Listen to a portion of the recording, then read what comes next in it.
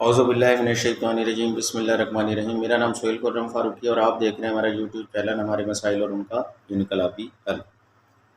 آج کا پروگرام ہمارا او آئی سی سے متعلق ہے۔ لوگ پوچھتے ہیں او آئی سی کیا ہے؟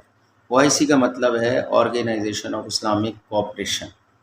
یہ مسلمانوں کی نمائندہ تنظیم ہے۔ اس میں 58 مسلم ممالک ہیں اور یہ 25 ستمبر 1969 کو اس وقت عمل میں آئی جب اسرائیل نے فلسطینیوں پر حملہ کیا اور مظلوم فلسطینیوں، بچوں، بوڑھوں، جوانوں، عورتوں اور کسی کو بھی نہیں چھوڑا اور بے دردی سے انہوں نے ظلم کا نشانہ بنایا۔ اس کے بعد اسلامی ممالک جو تھے آپس میں مل بیٹھے اور اس کا قیام عمل میں کی، جو بہت اچھی اور زبردست بات تھی۔ اس کا جو قیام عمل میں آیا وہ مراکش کے شہر رباط بھی عمل میں آیا۔ اس کے قیام کے جو چیدہ مقاصد تھے وہ یہی تھے کہ دنیا میں مسلمانوں کے اقتدار کا تحفظ کیا جائے، رکن ممالک کے درمیان یکجہتی پیدا کی جائے، تعلیم خاص طور پر سائنس ٹیکنالوجی کے شعبوں میں تعاون کیا جائے، رکن ممالک میں دہشت گردی کے خاتمے کے لیے کام کیا جائے، رکن ممالک کے آپس کے اختلافات کو افہام و تفہیم سے حل کیا جائے، بیرونی جارحیت کی صورت میں مظلوم ملک کو ہر طرح کا تحفظ فراہم کیا جائے، قدرتی آفات سے متاثر رکن ممالک کی مدد کی جائے، وغیرہ وغیرہ۔ اس کے ان مقاصد میں شامل ہے۔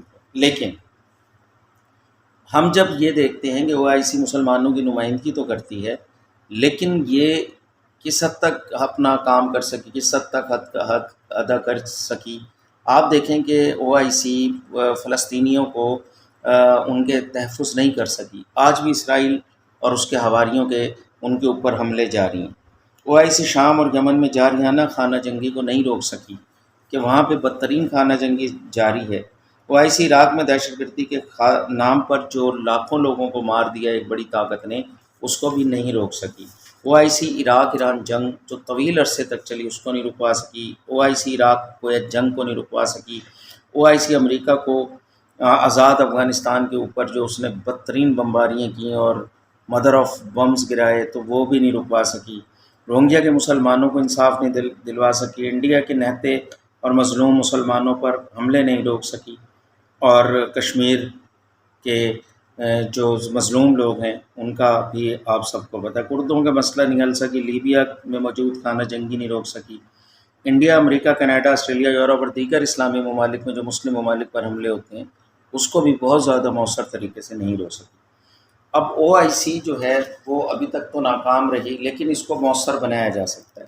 آخر او آئی سی کو کس طریقے سے مؤثر بنایا جائے؟ تو اس میں سب سے پہلے تو او آئی سی کو اقوام متحدہ سے ویٹو پاور کا حق لینا چاہیے مسلمانوں کے لیے۔ جس طرح 5 طاقتوں کے پاس ویٹو پاور کا حق ہے اور ان میں سے ایک بھی مسلم طاقت نہیں ہے، تو اس میں او آئی سی کو اپنے ویٹو پاور کا حق لینا ہوگا۔ دوسرے، او آئی سی کے 58 مسلم ممالک کو اپنی فوج بنانی پڑے گی، اپنی کرنسی بھی بنانی پڑے گی تاکہ اقتصادی حالت بہتر کی جا سکے۔